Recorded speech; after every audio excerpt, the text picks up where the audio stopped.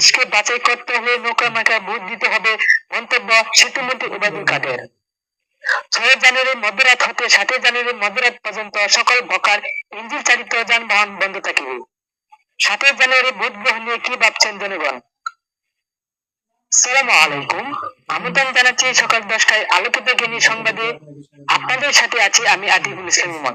এতক্ষণ শুনছিলেন শিরোনাম, এখন বিস্তারিত। দেশি বিদেশি শত্রুর হাত থেকে দেশকে বাঁচাই করতে হলে নৌকা মার্কায় ভোট দিতে হবে, মন্তব্য করেন সেতুমন্ত্রী ওবায়দুল কাদের।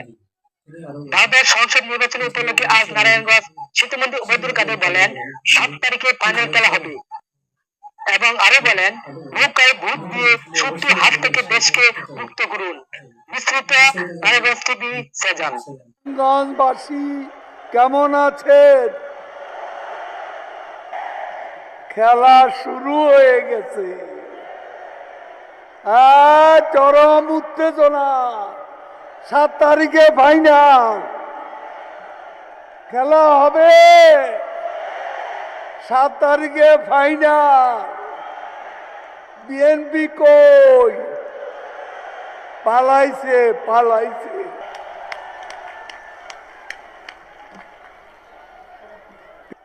ভোট কেন্দ্রে আসবেন, দলে দলে আসবেন। বাংলাদেশ প্রচন্ড এক শত্রুতার মুখে, দেশে শত্রু, বিদেশেও শত্রু। এই শত্রুদের বিরুদ্ধে গণতন্ত্রকে বাঁচাতে হলে শেখ হাসিনাকে ক্ষমতায় রাখতে হবে। দ্বাদশ সংসদ নির্বাচন উপলক্ষে 7 জানুয়ারি ভোট গ্রহণ নিয়ে কি ভাবছেন জনগণ? বিস্তৃত দেখুন রিপোর্ট রমজান।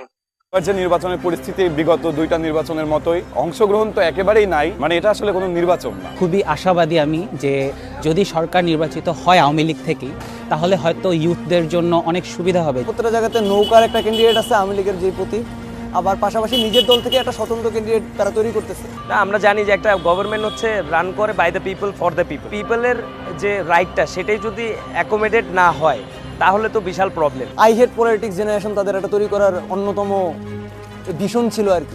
আগে কি হবে সেটা তো আমরা এখনই বলতে পারছি না, তবে অপেক্ষা করে দেখতে হবে আসলে তরুণদের নিয়ে কোনো কাজ হচ্ছে কি না।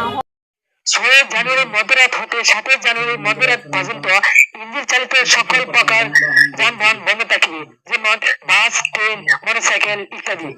যদি এই লঙ্ঘন ভঙ্গ করা হয় তাহলে উপযুক্ত শাস্তি দেওয়া হবে, জানান সড়ক মন্ত্রী তারেক বিন মুনীর। দর্শক, এই ছিল আজকের সংবাদ। পরবর্তী সংবাদ দেখার জন্য আমন্ত্রণ রইল। সাথে থাকার জন্য ধন্যবাদ। আসসালামু আলাইকুম ওয়া রাহমাতুল্লাহি ওয়া বারাকাতুহু।